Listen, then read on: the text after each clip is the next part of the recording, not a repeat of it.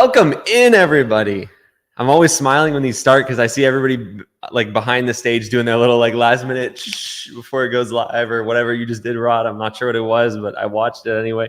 Anyway, welcome in, everybody. Excited to have you here today. We're gonna talk about pricing. So I got some notes for that. Let me unpin this comment here, although it is a good afternoon so far for us. Hopefully the same for everybody.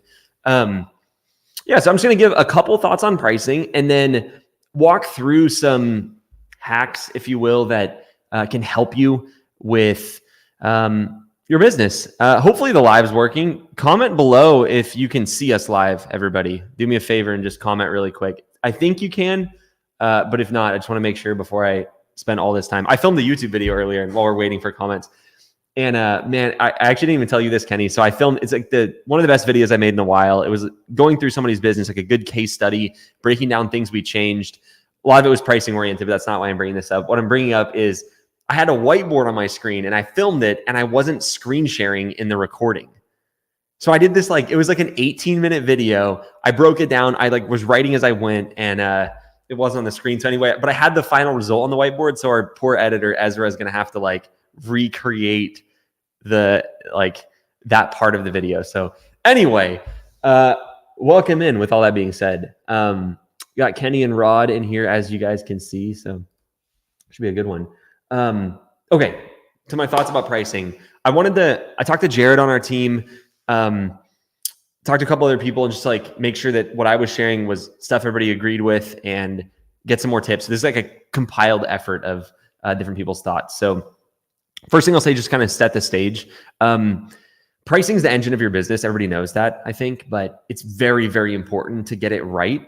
But another thing that's important not to do is be super scared of it because it is the engine of your business. You want to use that engine, right? You don't never press the gas because you don't want to start moving. Like you got to start moving, and the pricing is really your engine of the business. And so another thing along similar lines, once your business grows, there's a phrase I like. I don't know where it comes from. Someone can let me know in the comments if it's like a famous quote, maybe just something everybody knows. But the quote is, revenue is vanity, profit is sanity. And I didn't know that for the first few years of my business. I think I just didn't know what a sane business looked like. And so I ran a business that was almost entirely focused on growing the top line revenue. That was my only goal. It was like 10K months, 15K months, 25K months, 50K months, 75K months, like whatever it was. That's what I was focused on. Actually, business wasn't terrible, but it wasn't what it could have been. I remember literally because of how important that top line was to me. The first time we hit 50K at Norman & Young, I literally screenshotted the stripe and printed it, and I had it on my desk. And I was like, man, that's like awesome. And it is, right? You want to have your business grow. You want to have a good top line goal. But you also want to make sure that the profit is there. And the reason I'm saying all this is because the number one thing that, like, the only thing in your business that really truly drops from revenue down to the bottom line is your pricing. So I'm not saying just increase your pricing. We'll talk about that. But if you increase your pricing by 10% and you don't change anything else, your profit goes up by whatever amount that 10% is. But the difference is you increased your revenue by 10%. So let's say you make $10,000 a month and your profit is $5,000, right? Well, if you increase your prices by 10%, you make an extra $1,000. But your profit didn't go up 10%. It went up 20%, right? Because you went from 5,000 to 6,000. I hope you're not making 10K and only 5K in profit, but you get the idea. And so there's things like this. That's why pricing is so important, because it's the only thing that truly drops to the bottom line. So anything you guys want to jump in with before I go into like the different things that I wrote down for just tips, hacks, anything like that, guys? It was too long of a monologue, so I had to do a quick temperature check before we continue. No, I'll probably let you go and then jump in after. Perfect. So I don't repeat stuff, but is it blurry? Is my camera blurry on y'all's end? Can you see that? A little. It's like you're like kind of like holographic almost. Something's like on. I don't know. It's weird. Yeah. Okay, I was just making sure I wasn't going crazy. So okay, you might be, but I also see it. So yeah, it's like something's on the. I don't know. We'll figure it out. We'll go with it.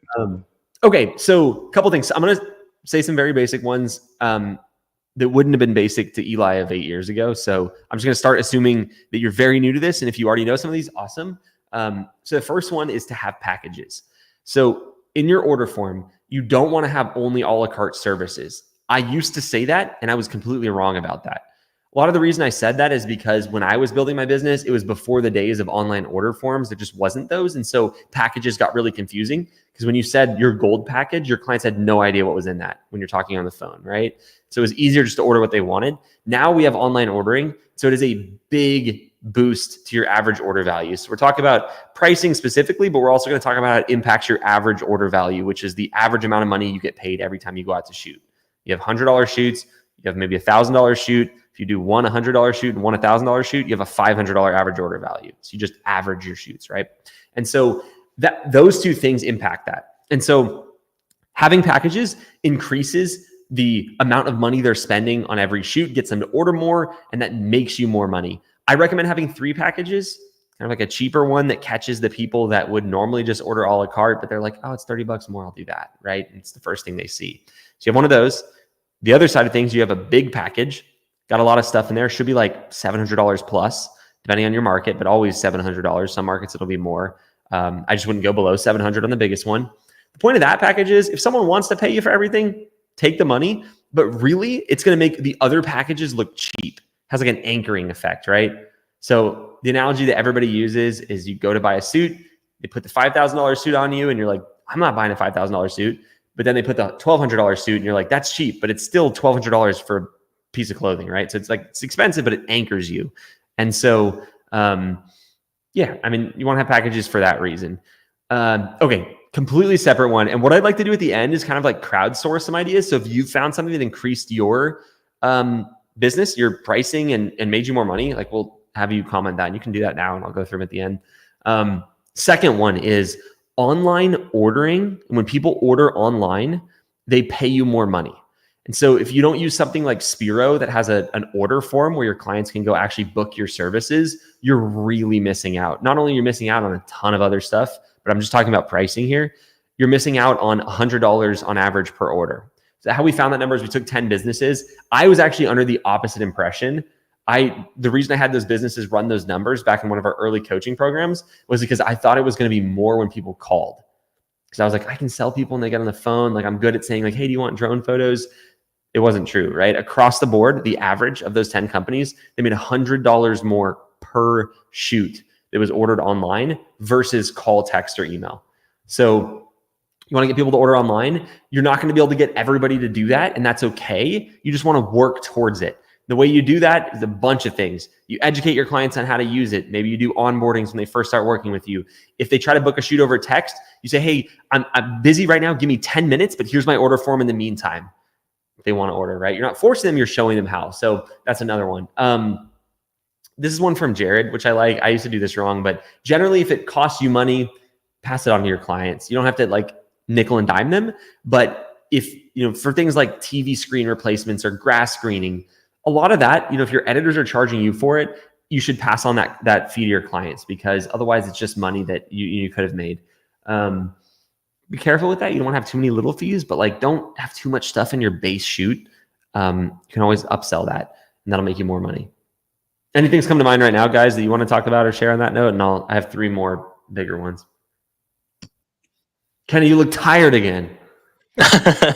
My eyes are just tired. I was also answering a question from somebody else. Just his eyes. Yeah, just his eyes, right? His eyes are tired. The rest of his face is fine. No, I have like questions. Like I have a couple things that'll come up that people bring up to me on calls and stuff that I'll bring up later after you address everything, because I feel like you'll address the 2 things, and if not, then now I'm like curious, but I will continue addressing. I wanted to build a little bit of curiosity on purpose. So sorry. It worked on me, and now I'm not going to be able to focus. I like what Stan is saying. Put fees on things you don't like doing, or like increase the price of something. And I know that's something that we've done on Orman Young. So like if we don't want to do a certain project for like a video or whatever it is, we'll make it like extremely high that it's like, if they accept, great, because we'll profit good and it'll be worth our time. And if they say no, it's like we didn't want to do it anyway, so it doesn't matter. But it's a great way to also say no to a client without saying no, because I know that can be a little hard too. Yeah, especially on stuff like stuff you don't want to do. There's some things you need to do in real estate media that you don't want to do, like lot lines. Some people don't like drawing the lot lines on drone photos or doing virtual staging. But then there's stuff you don't have to do, and that's where you really want to, in my opinion, jack up the price. So like branding videos, we don't like doing those at Norman Young, so we quote them high, and when we win them, we're like, okay, and we're like a little more excited, right? Because it makes sense. So that's a good one. Okay, the next one, this is a big one. When you're just starting out and when you're growing your business, your pricing strategy should not be to find your 5 competitors and be cheaper than all of them. Such a silly thing to do. That was the first one. Oh, I got one of them? Oh, that's good. Okay. So I understand this. I'm going to approach this from the scaled company, and then I'm going to approach this from the just starting. So if you're just starting, obviously you're like scared, right? And I'm not saying you're like a weak person. That's why you're scared. Everybody that starts their business is scared in some way or another. And usually the biggest fear is around competition. You feel inadequate. You have imposter syndrome. You're like, all these people have been doing this forever. How the heck am I going to compete? And the only thing that comes to your mind is, well, let's just be cheaper. And I get it. I did that at the start. I'm the dude who shot for $65 a house for like a year and a half. And this is 12 years ago. So like, it's bad. It's not quite as bad, but it's bad. Don't do that. What you're doing is you're making the mistake of like, when people order real estate media, there's not like Amazon where they like compare the prices. They have no idea as long as it's within the range. So what you're doing is you're saying, hey, I figured out how I'm going to be special. And what you're saying is the way that I'm going to be special is a way that nobody will notice. That's not really being special, right? Like that didn't help you stand out. All it did is made it worse on you. It's like saying, hey, I'm going to walk to my shoots instead of drive. And that's how I'm going to stand out. It's like, that doesn't help your client. That just sucks for you. So don't do that with your pricing. And that's for a new photographer. Compete where it matters, right? Compete on being the best customer service. Compete on your awesome availability if you have it. Compete on the fact that you're willing to help clean the house a little bit to prep it. Like compete on the things clients care about, and that's how you win.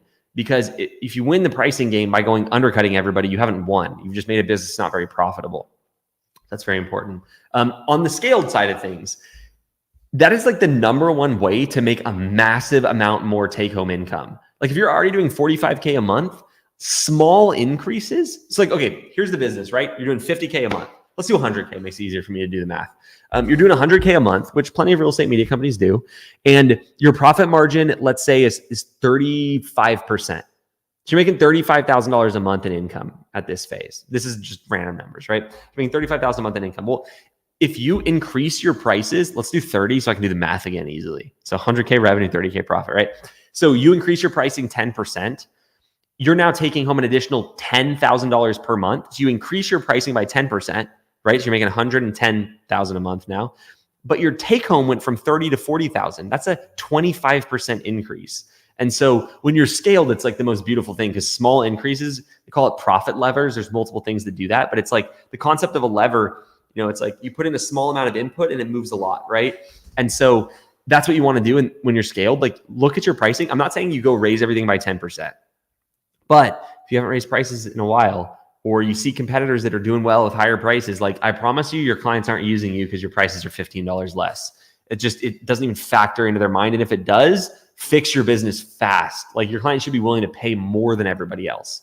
So like at Norman and Young, we're in the top probably 10% of the pricing in our area for real estate media companies, not the guy who shoots 3 houses a year and charges 10 times more than everybody else. That's not the competition. We're talking about like daily operating real estate media companies. So don't undercut. I thought I had 2 more, but I still have 3 more. All right. Your clients don't know your services like you do. That's why online ordering is good, but talk with your clients about your services. You'll have these clients. I've said this story so many times because it happened to me multiple times and it's painful every time it happens, which is, you have this client that books you twice a month. So 24 shoots a year, and 3 years into the relationship, they're like, hey, Eli, I saw this guy. He does like this drone video with his videos. Do you do video? And like, do you do drone video as well? And you're like, yeah. And they're like, oh man, I would have done that. I would have done that on all my shoots. And you're like, wait a second. It's been 3 years of 24 shoots a year times 3. So that's 72 shoots. And then you're like, the drone video would have been $250. That's how much you lost out on, right? Because your clients don't know your services. And so again, there's no like, just change the little thing and they will. It's changing a lot of little things, talking about your products, offering them stuff they haven't done. And my personal favorite one, if you have a little bit of extra time in a shoot, throw in that service that you want to sell them for free, especially the high margin. Don't throw virtual staging in because it costs you too much money. Throw in drone photos, throw in a floor plan, throw in a video, throw in stuff that you're like, you really want them to order because then they'll see it. Then they know you have it, right? So little things added up, little investments you make in your business today is going to pay off in the future in terms of higher average order value. It was actually 2 and 1, so I only have 1 left. Last one is don't be afraid to discount, but do it for volume. So some of the biggest businesses that I have the chance to know the owners of in real estate media, Todd, for example, he'll discount his services for volume. He'll make deals. It's a great way to grow your business. But a couple things to keep in mind with this. If someone just asks for a discount, if they do 2 listings a year, probably don't do a discount, right? Because you're not getting something for that. If they do 150 listings a year, do whatever it takes to get their business, provided it's still profitable, because that's a lot of volume. So you have to know your audience. Now, the thing you have to be careful of is, this is just like a secret that everybody in the industry knows. When a real estate agent comes to you and they say, Eli, I do 20 listings a year. Can you give me a discount? Cut that number in half when you're factoring the discount. So if they say 100 listings, picture 50. If they see 20, picture 10. They're trying to manifest the growth or something. It's always the case. It's like half what they tell you. And so that's what I have. Kenny, Rod, anything else you guys want to add? Speaking of discounts, you shouldn't be intimidated when somebody asks you if you can offer a discount. They're just asking just to ask. They're salespeople as well. And so it doesn't hurt to ask. And if you say no, and that's fine. But something else that Jared mentioned on our last call, he was saying 5% discount is actually a pretty good reasonable discount, and it's you don't need to give 50% off or 20% off. You can start out with 5, and then they'll say how about 15, and then you'll meet in the middle at 10. Then both of you will be happy. That's something I got from Jared, so I'm gonna give him credit for it. Yeah, Jared said that because I messed it up. People would be like, "Can I get a discount?" And I think they want half off, and I'm like, I can do 25%. I'm like, what are you doing, Eli? They didn't tell you the number. They just said they wanted a discount to feel like they got something, And so, 5% is funny. So I don't discount my a la carte stuff, but I do have discounts baked into the packages. So do any of those packages work for you? And if they want one, you can maybe, discount a little bit off the package, but then you're at least getting a higher average order value, which is good. Negotiating, I think it's the thing that everyone just has to learn to do at some point. You don't have to just say yeah, sure, I'll do a discount no matter what. Whether it be 5 or 10 or 15, I like what you said. I don't do discounts on my a la carte, but I'd be happy to do it on my packages or do any of these work. So just being able to just going back and forth and have a conversation like that. 100%. And not getting scared, and just being turtling immediately. This is absolutely true, Jason. So this is what I was talking about for everybody else listening. They're never going to be able to prove it to you. What you really want to do is just go figure out what their last year numbers were. You can look on Zillow and see how many listings they had sold. And that'll give you a more accurate guess. Yeah. Every realtor thinks they're going to double next year, and usually they don't. That's the key. Okay. Let's see. Rod has power, so he can pick a question too. Rod likes to find the question that went away 20 minutes ago and then ask me to pin it. And I have to scroll up a mile of comments. Now I just I leave it there and I don't scroll as tempted as that's how you do it. You're it's just up there a little bit. I'm 3,000 comments deep and can't find it still. Yeah. Anyway, well, if anybody here has a question, just drop it in. We got some to catch up on, but that's what we have. We'll start from the top then. Well, first of all, I had to tag a little plug. Thanks to our friend Jake. I'm just going to let Jake's comment stand alone. We'd love to work with you in coaching. But enough of that for now. Yeah, let's shout out to Jake. Question. Which one did you want, Rod? You pinned one and I unpinned it. Oh, let's let that one marinate for a second. That's a good one. It's a good one. All right. It's going to be over-seasoned at this point. I think I seasoned it too much. Okay, sorry. So client marinate. It's a good word. But so client orders, you deliver the photos, then they want grass screening or whatever, so you generate a second invoice. Yeah, I mean, it depends. So some clients want it on every shoot. So you can have that as a standing thing. You can build a custom package for them. You can usually just add it to the invoice and bill them for it if they ask for it. And so that's the way we do it. We use Spiro. So if you use Spiro, you can just add things to the invoice. How about this one? Yes. David said, do you all use pop-up add-ons in your shopping cart? If so, what is the add-on you're pushing most right now? I mean, typically it's going to be, so you can build it with a dependency that it's not already been ordered in one of your packages. So you can change it for each thing. So if they already ordered drone, we don't want to do drone. So it's not a standard one. But generally it's going to be high margin stuff that is, attractive to real estate agents. So drone photos, social media reels, different things like that. You don't want to upsell stuff that nobody buys because it's kind of a waste of the upsell. It's like Matterport. Not as common as it used to be, right? To me, kind of a waste of an upsell. But absolutely on the pop-up add-on. That was actually one of the things that was initially helped us really want to move to Spiro, and that Todd was very receptive of when we initially talked years ago about, when he was continuing to build out Spiro. I was like, if we could have an order form where it's like they pick their package and then it asks them for upsells, and then they like put the address, put everything, and then there's like a last quick little like, hey, do you want this while you're at it for a discount? That's huge for increasing average order value. So absolutely one of my favorite features. Let's see. Yeah, we can do that. Just join. Can you take a look at our pricing and critique? Yeah, shoot me your order form. We'll do one or two. That's a good idea. It's actually fun. Granted, like there's not a whole lot that I can tell you because it is market dependent, but I can tell you if you're doing anything catastrophically wrong, at least based upon my opinion. How about another David one? Yeah, how big of a price jump would you recommend from your mid to high package? I don't know if I have like a firm opinion on this. I mean, ours is like $350 for a mid and $825 for our high. I want a big enough one where it makes the high one makes the middle one seem cheap. If that makes sense. So that's how I'd look at it. Let's see. Yeah, that definitely is that. That's literally like a perfect example of what that is. What do you recommend for before and after packages for flippers, landscape companies, etc.? Yeah, so what we do is we have a package called 2020 that is pretty common for builders, and we have like an expanded version if they want more media, like a reel every time. I think we charge around $300 for that, and it's 20 before photos, 20 during photos, and 20 after photos. I think we could probably bump the pricing on that a little bit, but we do a lot of them for like volume builders, so it's kind of like a discount baked in for those type of clients. How do I price my work if there's no competitors in my area? I recall, I think from an earlier comment, you said you're in Brazil. So I was going to say just copy Norman & Young, but it's probably going to be a little bit too expensive. Second to that, like I always recommend starting with Norman & Young's pricing to see, because like we're on the lower end because we're in a lower end area. Like our average order value is not nearly as high as it is in some of them. Our average house we shoot is like 350 grand. So for a lot of areas in the country, that's pretty low. For some it's high, but like you don't want to be lower pricing than us, I would say generally. But it's different in an international market where there's significantly different cost of living and stuff. So I would ask clients or realtors what they're used to paying. Okay, let's see. This is a good one. Oh, sorry, I just unpinned somebody's. Chris said, just created a 3-video package for a client who did 10 listings a month with me this year. Wow, that's a busy client. Yes, that's like a multi-$1,000 a month client.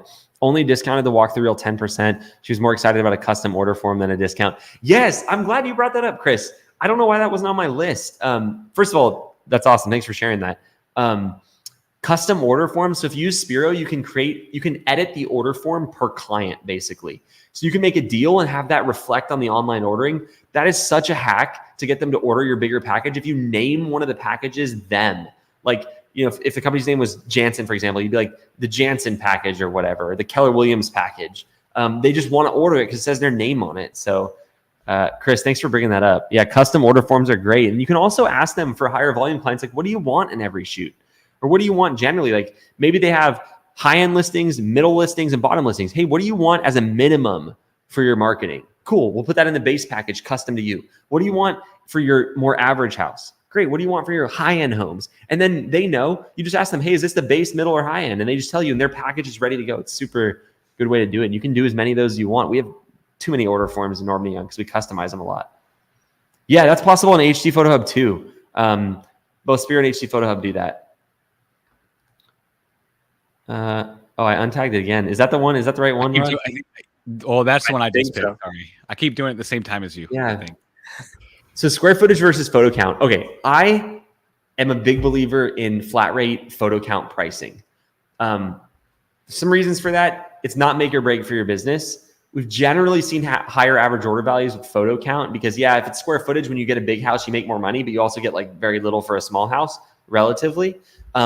So I'm a fan of photo count just for the average order value reason, but it's hit or miss. Depends on the business, right? A lot of people will go to square footage and then raise their prices and be like, Eli's wrong. I make more. I'm like, well, you raise your prices too. Like if you just raise your flat rate pricing, you know what I mean? It'd be the same. But anyway, whatever gets you higher average order value.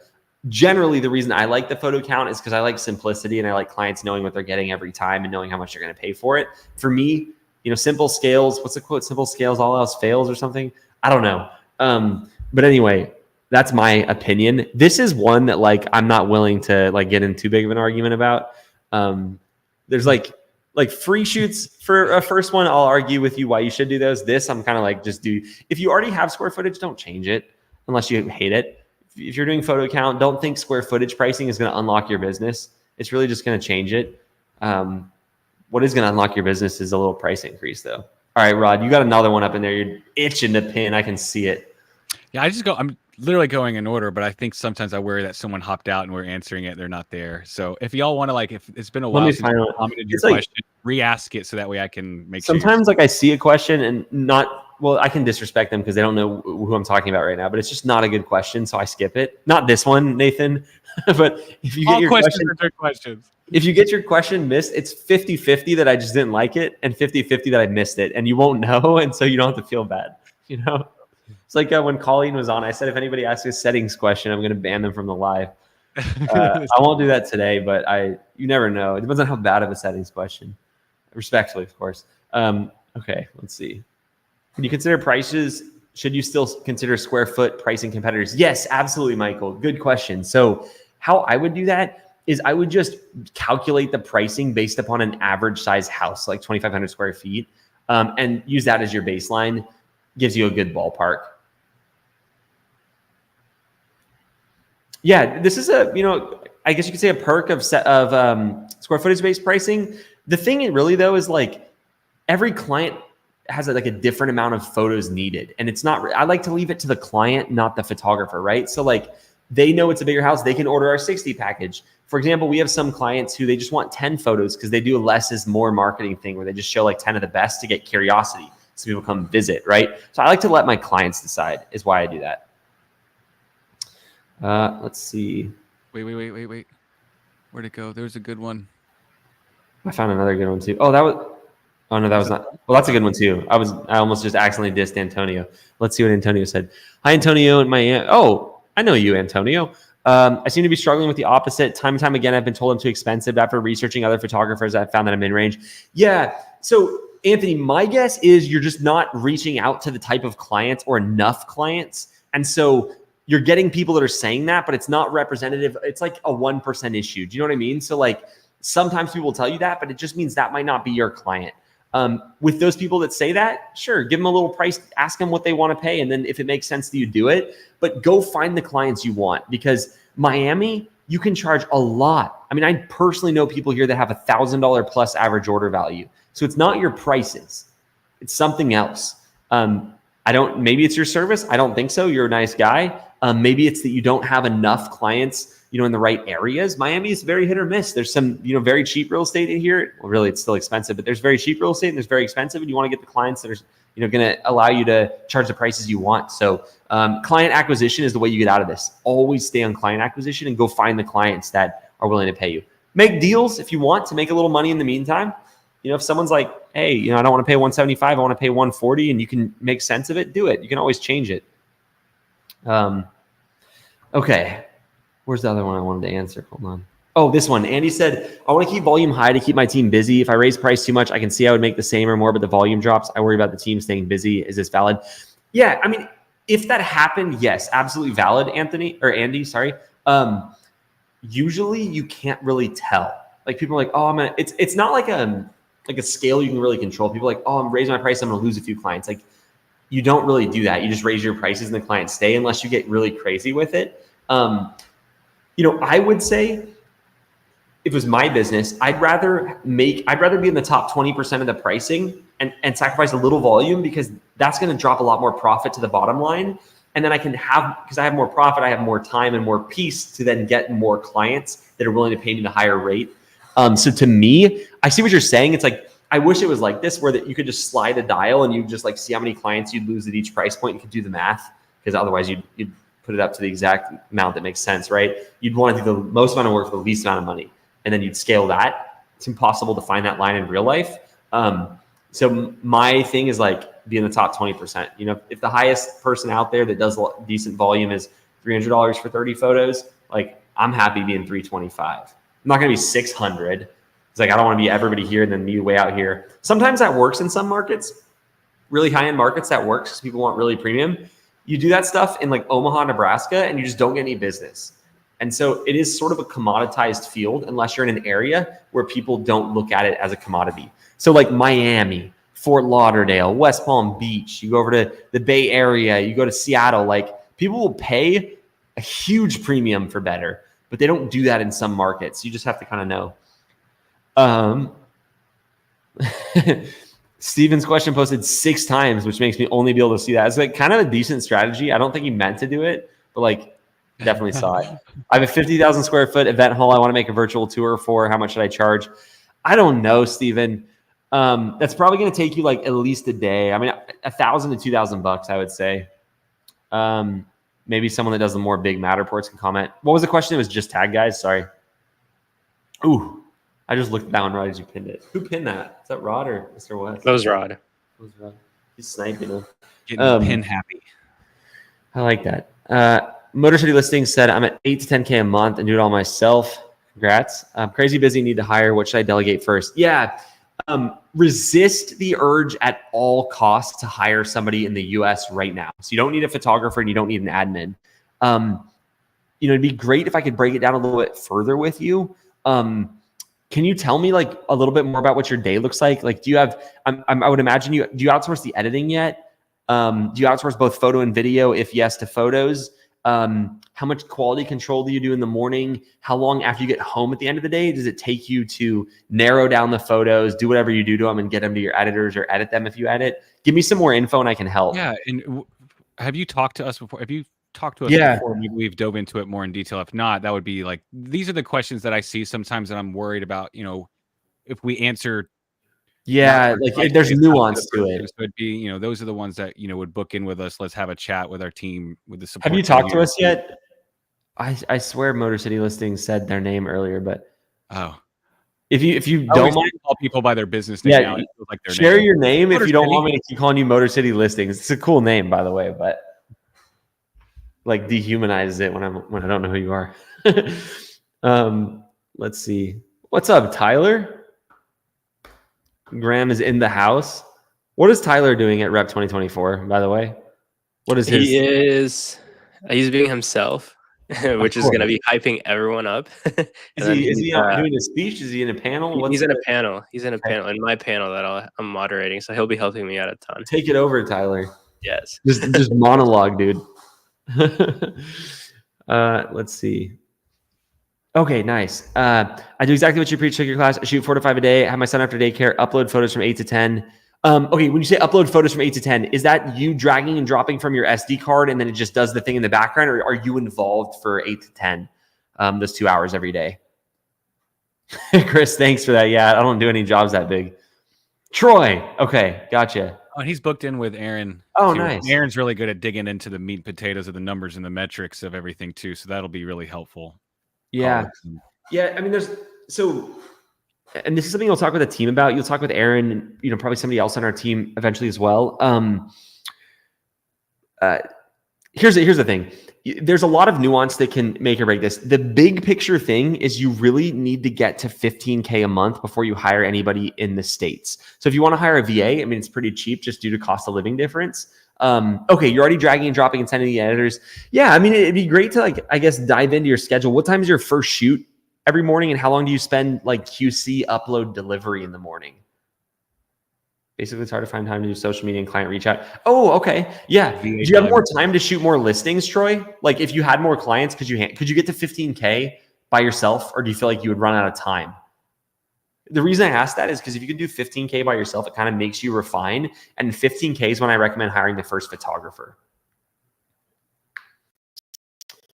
Answer that about an hour in the morning. That's not bad. I mean, can you handle more listings right now? Do you feel like you have more bandwidth, or is it just like you're doing 3 to 4 a day, so you don't really have, or 4 to 5 a day?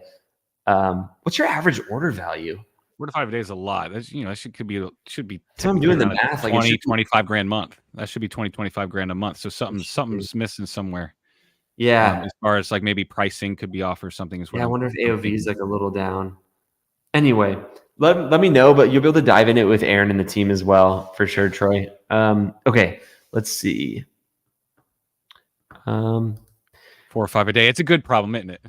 4 or 5 a day. Yeah. Shout out to the 4 or 5 a day crew. First of all, that's a win. It's we didn't do wins today. I always forget. We didn't do wins. It always hypes me up to see everyone's wins too, as well. Yeah. So maybe what was the win? I posted a good win today. Hold on. It was. Y'all post your wins. I always. I'm gonna share my first one, but everybody here, like Rod said, post something good that happened in your business this week. It's always fun when people are just starting to see that. Like I remember how much it motivated me seeing people make money. And if it doesn't motivate you, if it makes you angry, that's okay too. You can use anger to grow. So both will fuel you. Either. The win I posted, I don't know if you guys saw this on my story. I always blur the wins because I just don't want to like blast. It was posted in our private coaching circle, and I don't want to like share this with the entire internet. But October is our fifth month in launch, which is our entry level coaching program. And they went from zero to, I'm paraphrasing now, but zero to $8,086 in revenue in October on their 5th month, which is crazy.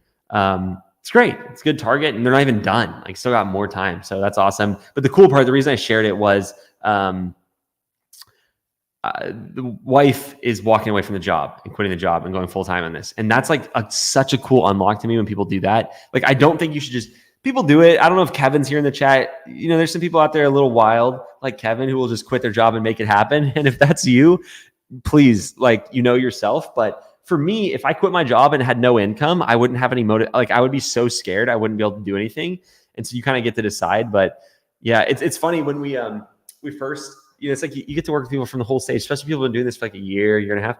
It's so funny when they're like, man, I just really want 4 to 5 a day. And they get to 4 or 5 a day and they're like, I hate my business. We need to fix this again. And it's like, there's always the next problem to solve. But I will say the problems at 4 to 5 shoots a day are just a lot nicer to solve when you have a little bit of money. So yeah.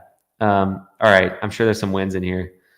Darlene's. Oh, sorry. Eric, what's going on? Where's Darlene? We just did 3 instantly right there. That was super speed. I think Kenny, I picked one too, if I'm not mistaken, at the same time.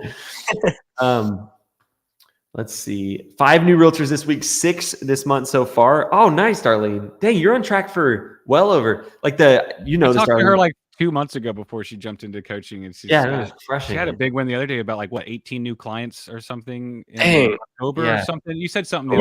Yes, that's right. No, 100%. And we were talking about this last time with Darlene. Just for everybody else, 15 new clients per month every month is fast growth, like over 15. And usually if you don't have a team, I'm like, all right, slow it down a little. Slow the fire spreading down a little. Because if you have 10 months of 15, you have 150 new clients. That's like $200,000 a year in business. Okay, let's see. We got a nice. And intro win there. Haven't committed this whole business yet, but I got my drone license, taking steps. I love it. Well, my curiosity is what's got you not wanting to move forward with it? But that's just the curious brain in me. Yeah. That's why you're good at what you do. Oh, one other question though. Oh, someone skipped a bit. Max's wins are always welcome in here. Reached 100K for 2024 last month. Nice, Max. That's awesome. Your video was so good about your rebrand too. I was scrolling and then I saw myself in the background. And I was like, what the heck? And it just you catch yourself and I'm like, what the heck is that? Anyway, I like that one. It was good. Tyler Graham's 8K shy of 200K for the year. My goal is to hit it before rep. Last year was 48K this time, currently sitting at 192,000. 50K to 200K is stout. Yeah. Good stuff, man. No big deal. 4X in a year. Light work, as they say. I feel like for Tyler, no, I'm not discounting your work, Tyler, but you just have this Tyler's attitude, for anybody who doesn't know him, is he doesn't believe he has a client acquisition problem, and he doesn't have one. He's just he's like, I get clients, it's not a problem. And it's true. He just does. It's awesome. 4 new clients in a brand new city recently expanded to over the last 2 weeks. Nice. Congrats. Shot $5 million house over 3 shots this week. Nice, JD.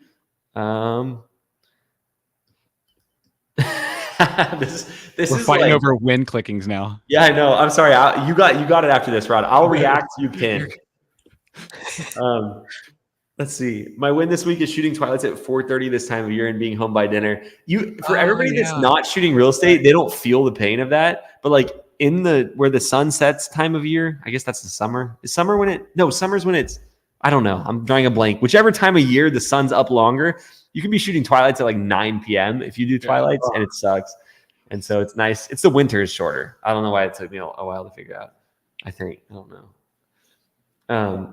You think like I'm from Alaska, I would know which time is short. It's the winter. It's the winter for sure. Anyway, win lose for me is we're moving from central Montana to southwest Washington in 2 weeks. Win because potential bigger market, lose because I have to start over. Hey, starting over the second time is so much easier. I know you still have to start over, but like Washington's a great market to be fair to as well. That Pacific Northwest is high AOVs. We'll see when I'm looking at businesses there. So Southwest would be like that's coastal somewhat, right? Yeah. So that's good. Stan the man was like too cringy of a rhyme, but it came out anyway. So my brain said too. I was like, I can't say that. I'm glad you did. It was like something in the way Kenny said it triggered that. Loves that, and I'm sure he hates that. Yeah. I stopped myself. He's like, it's the first time I've ever heard. Not a chance. Quit my full-time job in June. Now it's 71,533 for the year. Ooh, Stan, you could hit 100, probably or close. That's awesome. Yeah. Let's see. We get back into wins now, or questions. Rod's like, I found I'm all wins out now. It's too many. Here we go, Darlene. Is there too many wins? Okay, 4 more. I was just thinking 1, but anyway, 22 new clients since began coaching. Oh, that's what you said you were doing the math on, Darlene. That's awesome. That's crazy. Good for you. In the coaching, you do a deep dive into my whole business. Yeah, I mean, it's as deep as you'll let us get. I mean, we want to help you with every aspect of your business. So obviously on the call, we'll talk about what it would look like because I mean, it's your business, right? You have your own individual goals. You have some people want to scale as big as they can get. Some people want to make as much money as a solo. And like our job is not to tell you how to run your business in terms of your goals, but it's to help facilitate the goals. So yeah, I mean, you'll talk with Aaron about that in the team, but get a one-on-one coach. Helps you with every step of the way. There's tons of, stuff we built out. We look at every business through the lens of a cost acronym if your business has already started. So you'd be in our forward program. And so we look at, every business, I believe you can break into 4 areas. And you can do this, for everybody listening, like this is our framework for coaching, but like you can use this too. Clients, owner, systems, and team. So every business is always going to have one of these 4 be the weakest. And how we help businesses grow and why we're able to help people grow fast is because we look at the weakness and double down on that. And we fix that. And then this becomes a weakness. And this becomes a weakness. So yeah. When I had the goal of hitting 12 shoots in a week and I hit this week for the first time, 275 AOV. Nice. Ooh, that's a busy week. Let's do a little. If I could just shout out something that's really cool happening right now with Shane Martin and Sam. What is like it? Sam's moving to Southeast Washington. Same market as Shane, and Shane's like, hey, let me willing to help. And I just think that, it's kind of cool. Usually, competition, there's enough money to go around, but sometimes it's more of a friendly network is what it is. I just thought that was a cool moment happening in the so shout out awesome. Shane. And Shane, thank you on that. You know what's interesting? The bigger the business in this industry, at least, but I think in general, a lot of the time, sometimes you get some like cutthroat stuff, but in this business, the bigger the business owner I know, the more they are likely to share. Like Kevin in Nashville, like he literally coaches his competitors, basically. I'm like, Kevin, but he's just that guy. He always says, I think the collaboration over competition or something. And it's just so true. Like the more you help others, the busier your business gets. It's crazy. I totally miss. Apparently, so he said Southeast and the others in Southwest. Oh, okay. But well, we complimented you either way. Still. Oh, anyway. Vegas. You gotta get a bit. Someone will have to scoop you up if you can't go. There was another win I saw. Where to go? Oh, I was doing the math on 12 shoots at 275 just for the fun. I know it always. What is that? $3,300 in a week, approximately. That's pretty cool. That's a lot of money, actually.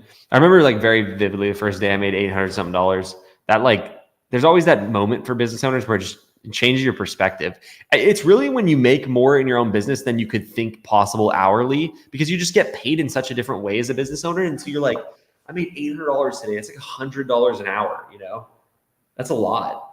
And that's like scratching the surface. A lot of people making a lot more than that. All right. What else we got in here? 93 people in here still. That's not Yeah, bad. great Q&A so far. We're back into questions. First time, like I'm always wondering, like if this is your first time on this Q&A, let us know so we can welcome you awkwardly to everybody. Yeah. While you're doing that, definitely tell us if it's your first time. We got a lot of familiar faces in here as well, always. So shout out to you guys. Jadiel said, any tips on partnering with brokerages, like a 5% credit towards a bigger package once it adds up, or classes for agents? Absolutely, Jadiel. Brokerage deals are amazing and a great way to grow your business. I don't know if you're going to be in person at the conference or if you got a virtual ticket by chance, but Todd, who's speaking, who's the founder of Spiro, great friend of our company and just a great guy all around. He built like a $300,000 a month plus real estate media business. And he's a big fan. Like a lot of the big increases in his business were brokerage deals. So yeah, we love to learn from Todd. He hosts a guest call on our group and teaches people his strategy in coaching. So yeah, Spiro's great as well. Todd's just like an all around good guy. I've told the story before, but he reached out to me like probably 3.5 years ago at this point, and we were using a different software at the time. And he was like, hey, I built the software for my business. What do you think? Would you consider using it? And I just told him like, hey, there's some things, it's cool, but there's like some things we want to, have different. And I didn't hear from him for like 2 years, maybe less, maybe more, sometime around that, long time. And he just like did everything I said. It wasn't like I told him like, you have to do this. I was like, this would be cool. And he just like did it in a list and then didn't say anything the whole time and then came back. Mm-hmm. And so anyway, I was like, ooh, Spiro. Okay, we're going to use Spiro. And I was like, before we like recommend it or like dive in more, like I want to know who Todd is a little bit more. Cause like the people you do business with really, really matters. You have to be very, very careful. That's why, you don't see my name attached with a lot of other people because, I don't do a lot of partnerships in that kind of area because it's just, I can control what I say and what I do. I can't control what someone else does. So I'm like very careful anytime that I associate with somebody. And so I want to go meet him. And we ended up talking for like 6 hours in this conference room. Just like a great guy. And so it makes a lot of sense why he's built a great business. You can kind of like take your way to 5, 10, 15K a month business. Really hard to be selfish and get to $300,000 a month. $500,000 a month, like however big you get your business, like it just takes a different level of leadership where you're thinking about other people in order to do that. And so like Todd's just that guy. So anyway, he's speaking at the conference, which is the long way of me introducing him as that. Dick said, spoke with an agent this week and want to know if I did virtual staging. Is virtual staging something I should consider? Yeah, absolutely, Dick. Your editors will do that. Just ask them how much they charge. It's usually $10 to $25 an image. More expensive, but you can usually charge around $50 an image. So I think at Norman & Young, we pay 10. What was this? We talked about this the other day, Kenny. 15? It was yesterday. Yeah, I think we paid 20. We paid 20 and we charged the agent 50. 50, yeah. Okay. After reading horror stories on Reddit on real estate photography, I'm scared to get started because I feel like I'm going to screw up. Yeah, I mean, there's horror stories in every business, right? Give me some examples and I'll talk you through them. I'm kind of curious. I really want to know. Yeah, no, I am too. Link the thread. Yeah, for real. Like every business, people need a place to vent, and so Reddit gets that. I think it's funny. Yeah, that's very true. Actually, I will say I was talking to great guy. I won't shout his name out just because it's like a personal conversation, but he was talking about weddings. He's coming from the wedding thing, and like, dude, for all the horror stories you could possibly have in real estate media, it is nothing compared to being a wedding photographer. Like I personally have, this is not a joke. I have had at least one time a nightmare about formatting the memory card after a wedding shoot. Mm-hmm. At least once. Like it's terrifying. So anyway, my heart couldn't take it. Here we go. No, it was the best decision I've ever made. I hope you're talking about whose question was that before? Yeah, I wonder. I'm going to use it if not. Let's see.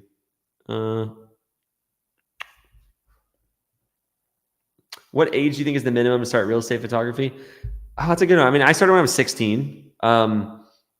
My mom drove me to shoots, which is fun because I didn't have my license yet because we just moved from Alaska to Texas and I had to I started the process in Alaska, so I had to go back up there and get it.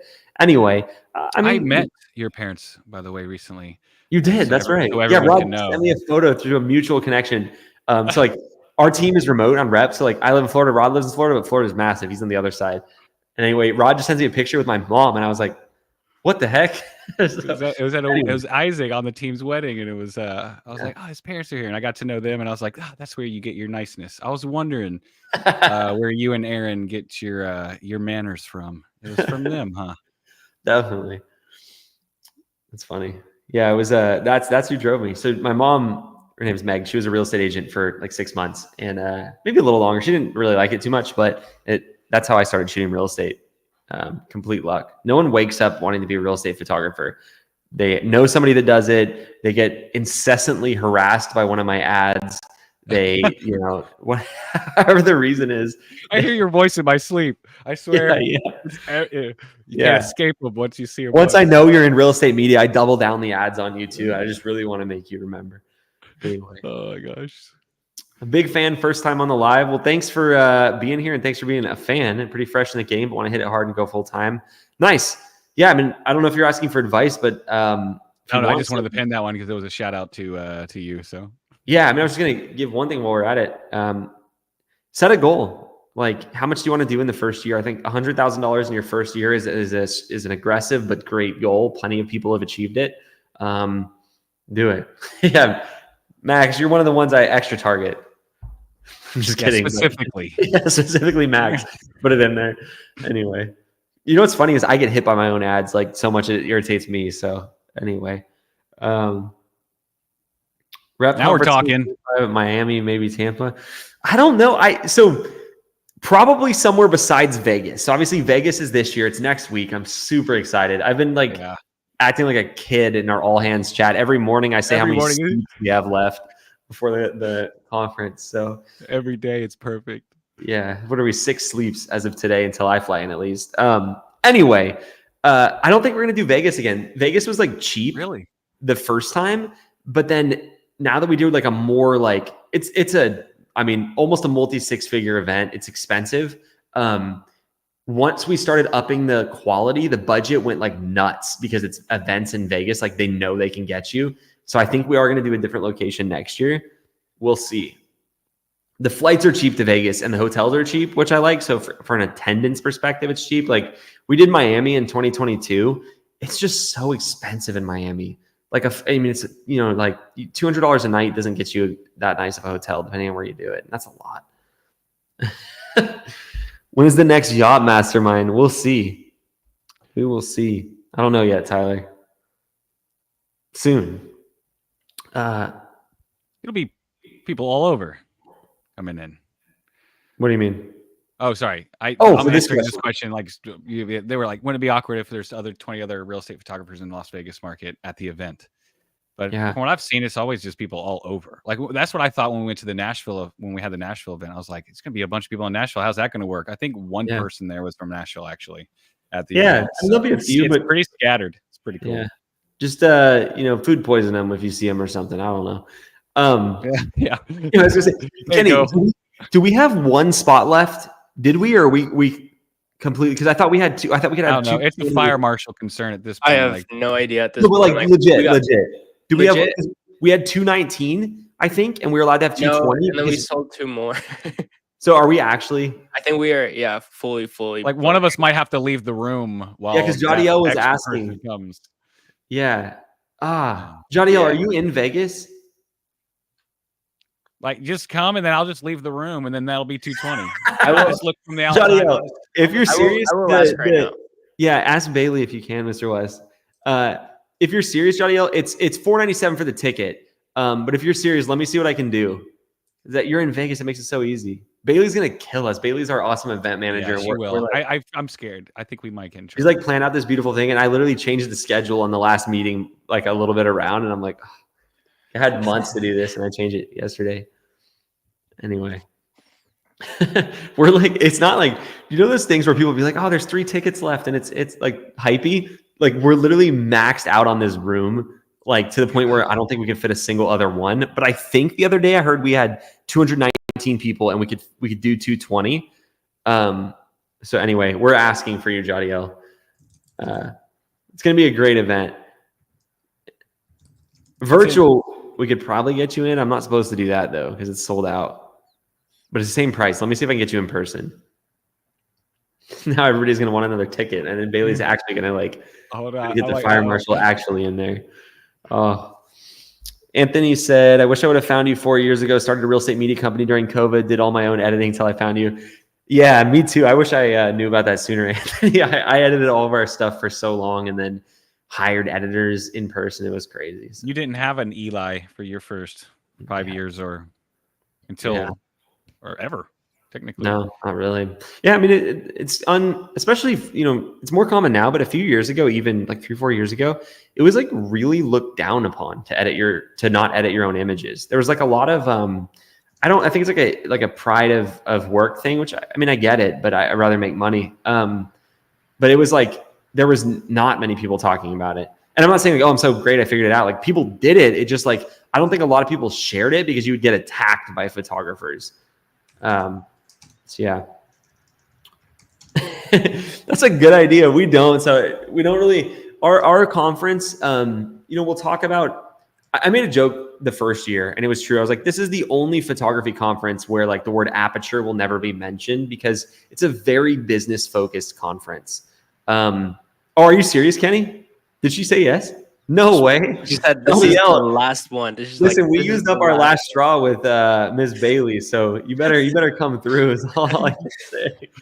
She's like, this is the real last one. Oh, that's awesome. I hope you can make it out, Jadiel. It's next week on Friday and Saturday. We did an MVP. I believe it's next week. It's like, yeah, that's crazy. We did the MVP thing. That's where we almost like got Bailey to kill us the first time. We did an MVP one, and we actually like oversold that. Like to the point where we were like, you can't do a single other person there. She told us later on, she's like, yes, I've told people no because we are actually fully full. Yeah. We need space for 500 next year, I feel. That would be the goal. 500 next year would be awesome, yeah. 220 is like, me and Kenny have been talking about our relative stage fright about this year, so. I've been talking about it every day. I don't think hey, how do these questions look for the panel? I'm like, pretty good. I'm just hoping he forgets his questions when he gets up there because, please. It's part of the growth experience. I just go into, I know them pretty well.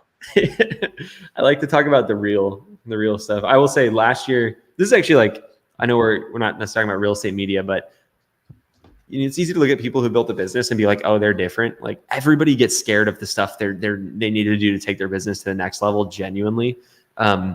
So I look at it as like when you feel that feeling of like, ugh, or like cringe, or you're nervous, that is like the best sign that you're on the right track. At every stage of my business, the things that I've done that have taken it to the next level have felt like that. At the start, small stuff. I remember, I told the story a lot, but like the first time I got business cards, you don't need business cards today, but this is 12 years ago.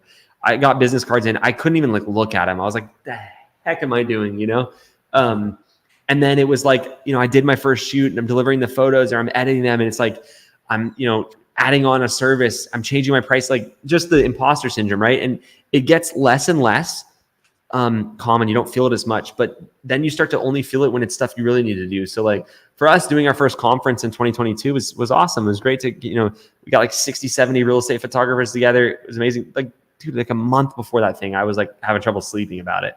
I was like, what am I doing? Getting all these people from all over the country to fly in. Like, who are we? What are we going to, and it was awesome, right? It was great. The key is to not think about yourself, right? Like from their perspective, it was awesome. And then the next year we did in Vegas and it was more people.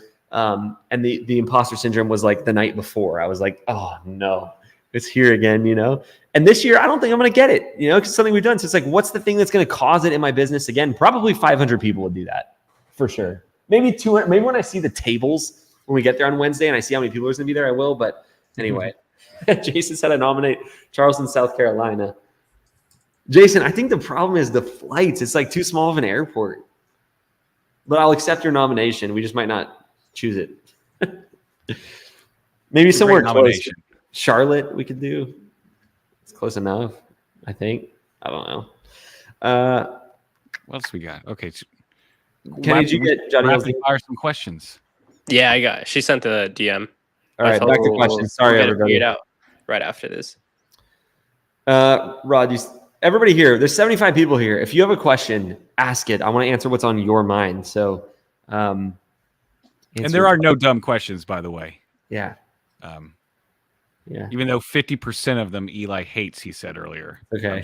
You didn't see that. It's okay. I'll smile and answer it still. You know, it's really like when people say there are no dumb questions, that's true. But if you ask the same question twice, that's when it starts to get a little dumb. Because, and I mean that really nicely. I'm going to make an actual point here. It's not a joke, but dumb is not the right word. It's fear that makes you not want to hear the answer. So a lot of people will say, Eli, should I do this? And I'm like, yes, you should do it. And they come back, Eli, should I do this? Yes, you should do it. And I do that too with stuff that I'm on the fence about. Like I'm sure I drive people crazy. I get around my mentors, people I learn from, and I probably ask them the same question every week. And they're like, yes, Eli, you should do that. Gotcha. Okay. Next week. Hey, so like, and then they add in like one extra variable and you're like, yeah, you should still do it. So anyway, what should I spend more money on, a lens or the camera body? I mean, you know, neither, theoretically. I'll put the link. What'd you say, Kenny? I was like, I would say lens if you're having to pick one or the other. Yeah, if you're having to pick, for sure. Kit.co/it's Eli Jones. I just put the link in the chat it's free. It's just our gear kit. So I would recommend starting with the budget kit, and you'll be able to get both pretty cost effectively. Doodle. That's who I was answering. Okay, let's see. Shane said imposter syndrome is real for sure. I point cameras at walls and make more than everyone I know who have degrees and prominent jobs. Yeah, is that not interesting? That's crazy. Yeah, I mean, it's like there's real estate photographers make more than doctors. Really interesting. It's like that with any business. You know, not any business, but if you do your own thing and you pick the right niche, like business owners make the most and they do it right. One last question. I want to eventually grow into other states, but what do I do about my name? I mean, you don't need to do anything. The name's just the name. I understand that Motor City is a specific city. I don't know what city it is though. So like that tells you something. Like you could be Motor City listings in Miami and I would still think it was cool. Where's Motor City? I don't know. You could, use a different name. You could change it to, whatever the city is. What is it? Windy City, Chicago. And you could just have like a different branch for each city. But I don't think the name really matters too much. You're not like St. Louis Real Estate Media where it's like a little bit more that. But even then, I think you could pull it off. Let's see. Do you have any situations where realtors try and take advantage? How to avoid losing a client and making them angry? Yeah, I mean, so the way I look at it is net across the board, no. Sure, some are going to try to take advantage, others won't. But if you treat it like everybody's trying to take advantage, you end up taking advantage of yourself. So what I think you were the one that asked the question about like the horror stories in Reddit. I could be wrong. You'll see a lot of photographers complain about their clients. They just don't know how to manage their clients and they don't have good customer service and they need someone to take it out on people. I mean, they would say a lot of the decisions I make was clients taking advantage of me, discounts, free first shoots, package deals, stuff like that. But I'm like, I don't see it, dude. Like my business grown, my business making more money. Like I don't feel taken advantage of. So I think you have to be very careful. The people that you listen to in this industry, there's a lot of people that the reason they make 8 or 10K a month is because they've been doing it 10 years. That's not necessarily the people you want to listen to. There's a lot of jaded people that just kind of like, honestly, they seem like they don't like their clients. That's not a recipe to grow a business. Those aren't the kind of people doing 50K a month, 75K a month. And, after 10 years, you want to be in that range. Right. And so I would just say like, there could be people afraid of like, if they say, oh, it's so great, all these competitors, they're scared of that. They're like, oh, it's horrible. Yeah. It's like when I played music, there would be a lot of musicians. They're like, get out while you still can, get out. Cause it's competition there, So half of the time I'm like, do you really believe that? Or do you really just want less people potentially taking maybe your job, in music? So I don't know. Sometimes I feel like that's happening sometimes, oddly enough.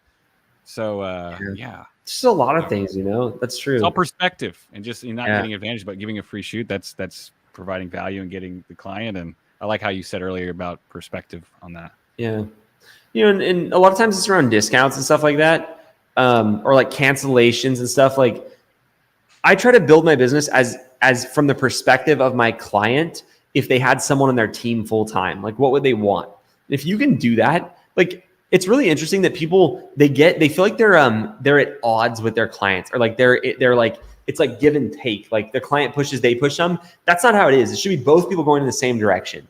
And maybe it takes a little bit more skill to do that, but I don't think it does. I think it takes a little bit being less emotionally reactive. So a lot of times these photographers, this client's crazy, they asked for this. And it's like, well, are they? Or do you just, they have a different perspective and you need to think from their shoes and figure out how to solve the problem? And so like, I've built my business and I've made my money going out of the way to serve the clients that I have as well as I can, because I'm not about the next dollar. I'm about the next $1,000 they're going to pay, or the next $10,000. So if I have to take a short-term hit to go back and do a reshoot, or I have to throw on something because they weren't as happy with this one, like that, I'm all about it because I want to keep that income stream alive. To me, the money I make next year is more important than the money I made yesterday. And if you have that attitude always, you build a much bigger business, because when you fight your clients, like a lot of these, I was going to call them dummies, but they just have a different perspective, a little bit dummies sometimes. But when you fight your clients, you literally just are taking pieces of your business that you've worked so hard to build, and you're just taking a little piece and just throwing it away.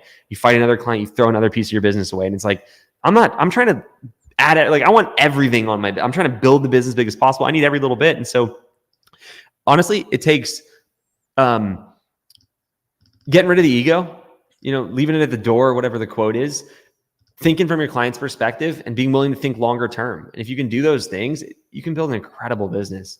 Like Gene's saying, my motto is above and beyond for the client.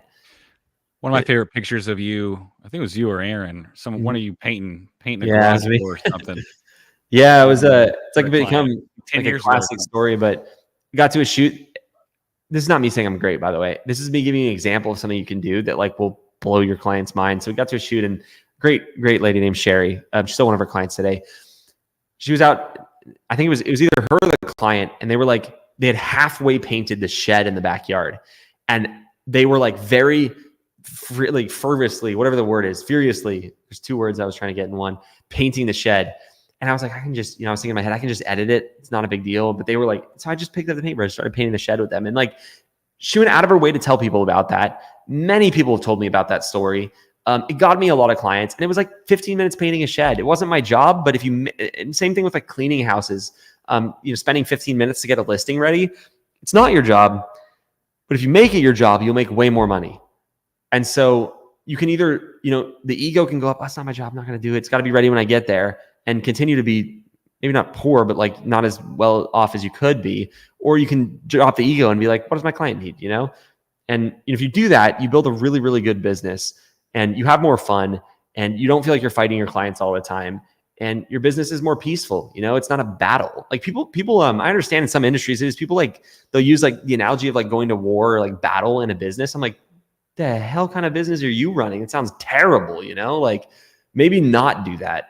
And I think in real estate media, you don't have to, because it's not a business where if you win a client, somebody else lost one, right? A lot of times it's like photographers are phasing out of the market, or it's a new real estate agent, or it's an agent that didn't use photos before. It's like, you don't have to like fight. This isn't a fight. If it feels like a fight, book a call with my team, because you're messing some of that up in your business, right? So anyway, that's my thought on that. And I think it's just, I like having a peaceful business. Those of you, maybe you can let me know in the chat, but like, sometimes your business doesn't feel peaceful. And I think people forget that that's possible. And so, my biggest thing is, this is for people who already have an established real estate media company. If your business doesn't feel peaceful, it doesn't have to be that way. There's some things that contribute to peace. There's systems, right? There's profit. It's very hard to have a peaceful business losing money. There's things that make for a peaceful business. And so I don't just mean this like a veiled pitch, but like, book a call and talk with my team. You don't have to do coaching with us to get some advice on how to make it more peaceful. Because when you create a business that has more peace in it, you have more clarity to make good decisions, and you enjoy the thing. And that's important, I think. It's great to make more money, but a lot of us, Isaac on my team, grab a call with him, Aaron, Lisa, we have a great crew. Anyway, when you have more peace, you probably are achieving the reason you started the business in the first place, right? Like we most of us that got in this want to make more money, but want to do something we like. And so a lot of people build a business they don't like. And it's just because, they were the manager they didn't like. They didn't know how to manage themselves properly. So anyway, we'd love to chat with you. Where's the link? I usually spam it, but I don't think I have it here. On this computer. I have my other computer. Just a quick little update. Jadiel is she's on the list. No way. Yeah. He did it already? Yeah, he did it. Jody L, good to see you in there. That's crazy. Now we're genuinely full. Probably overfull, but that's okay. All right. Anything else, Mr. Rod, Mr. Kenny? Rod, anything you want to say? You always got something. Usually you have something at least. I don't think he heard me. You caught him off guard. I did. Oh man, no, I was working on that link and That I was finally so got good. it. You do that to me on purpose. Forever. Sometimes when I ask you a question, you pause. And so I just let you think about what you're going to say. But it was 2 or 3 times the length of the normal pause. Any final stuff you want to say, Rod or Kenny, or anything before we jump off here, guys? I mean, the biggest thing that I've learned in business overall is just like stop overthinking and just do it and act on it. Like the biggest people that I've personally met are just that way. They just don't think, they act, and then figure it out after. Doesn't mean that you need to mess up or anything. It's just part of it. And like Eli said, like business doesn't need to be like stressful or all of that. It's just choose wisely and just stop overthinking and thinking of excuses of why you can't do something, and just do it. Yeah. That goes with prices and everything. Yeah. I don't know how I'd follow that. Rod, do you want to follow that with anything? Or you just want to, we could just concur. I was just gonna say, to echo with what you said too earlier, as far as booking in with us and talking. I know we say that at the end of everything and all that. We say that we got options and all that, but I would do whatever y'all can to talk about coaching with us. And I can't shout. I've been here a year now, and I've been with coaching programs across a decade now, and different ones, and seeing success rates and seeing what you see and what you don't see. And the reason I came here to these guys is because a year ago is because they get people results. It was the first question I asked them: what are the results your people get? On the interview, Rod interviewed me on the interview, by the way.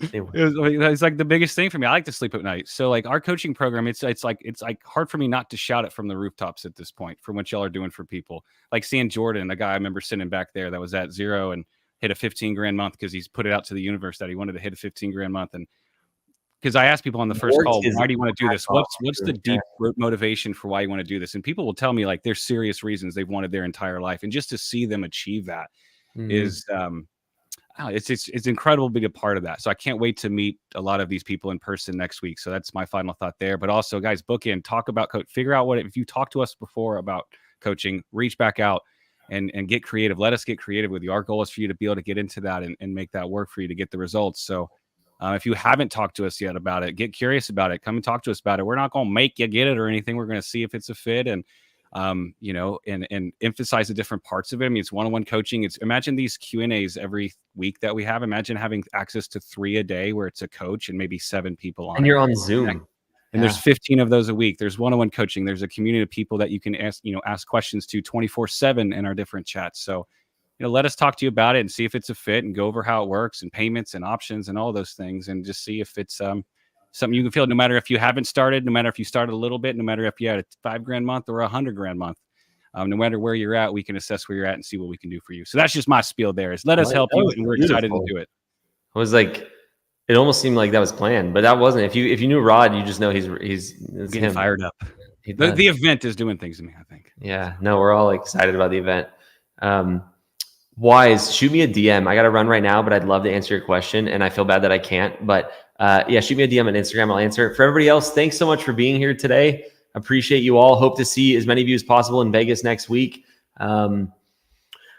Thanks for giving us the opportunity to do this. We love what we do for a living. So it's made possible by everybody out there that, jumps in, starts a business. And those are the kind of people that it's super fun to have a job that I'm surrounded by, genuinely. So anyway, appreciate you all, and we'll see you very soon.